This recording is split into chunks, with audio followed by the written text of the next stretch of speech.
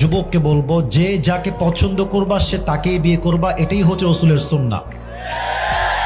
দেখো, একটা মেয়ে যদি অন্য কোনো ছেলেকে পছন্দ করে, বাবা মা যদি সেই মেয়েকে আর এক ছেলের সঙ্গে জোর করে বিয়ে দেয়, তবে মেয়েটা কখনো সংসার জীবনে সুখী হতে পারে না, তার মনটা ওখানেই থেকে যায় আজীবনের জন্য।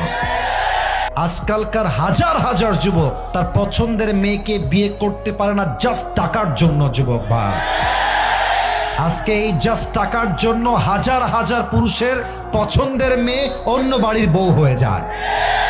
এজন্য আমি আমার প্রত্যেকটা মেয়ের বাবাকে বলবো, আপনার মেয়ের জামাই হিসেবে যার টাকা আছে হি ইজ নট বেস্ট, যার বাড়ি আছে হি ইজ নট বেস্ট, যার বিশাল বড় কোম্পানি আছে হি ইজ নট বেস্ট। আপনার মেয়ের জন্য সবচেয়ে বেস্ট হচ্ছে সেই যুবক যে রাসূলের সুন্নাহ অনুযায়ী জীবনকে গড়েছে। তো যেই যুবকটা প্রশ্ন করেছো যে বিয়ে হয়ে গেছে, সবকিছু ওকে হয়ে গেছে, আমি বলবো সোনামণি এটা ভুলে যাও, নেক্সট বেটার অপশনকেই তুমি খেয়াল করার চেষ্টা করো। যা পেয়েছেন এটা আল্লাহর পক্ষ থেকে আসছে, আর যে ছেড়ে গেছেন আমার জন্য ছিলই না যুবক বারা। এজন্য আমি বলবো দুনিয়াতে মেয়ে মাত্র একটাই নাই রে বাবা, আরো আছে, আরো আছে। মাথায় রাখতে হবে আমি পুরুষ মানুষ, আমার মনটা পাথরের মতো শক্ত। এই পাথরে আঘাত করা যায় বাট এটাকে ভেঙে দেওয়া যায় না যুবক ভাই। অতএব যেই মেয়ে তোমাকে ছেড়ে আর এক ছেলেকে বিয়ে করে ফেলেছে ওইটা ভুলে যাও, ওইটা বাদ দিয়ে দাও।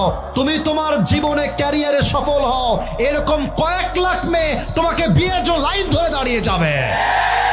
অতএব যেই মেয়ের বিয়ে হয়ে গেছে এর সঙ্গে কথা বলা যাবে না।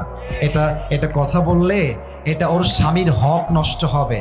স্বামীরা সব সহ্য করতে পারে, বউয়ের সব অন্যায় মাফ করে দিবে, বাট বউ যদি পর পুরুষের সঙ্গে কথা বলে, খোদার কসম, পুরুষের ব্যক্তিত্ব এত শক্ত, পুরুষ নারীর সব অন্যায় মাফ করতে পারে, পর পুরুষের অন্যায় কখনো মাফ করতে পারে না।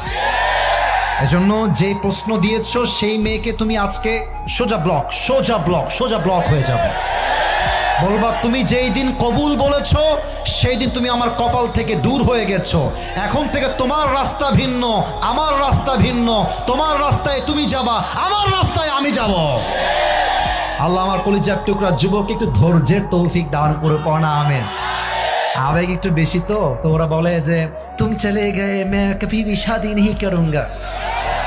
আমার জীবনে একটাই মানুষ হারিয়ে গেছে বেটা, সে তো বিয়ে করে স্বামীর সঙ্গে এনজয় করছে, তুমি সিঙ্গেল থেকে কষ্ট পাবা কেন? সে এনজয় করবে, তাকে দেখে জেলাস হওয়ার দরকার নাই। সে একটা বিয়ে করেছে, তার জন্য একটা হালাল। তুমি একটা বেটা মানুষ, তোমাদের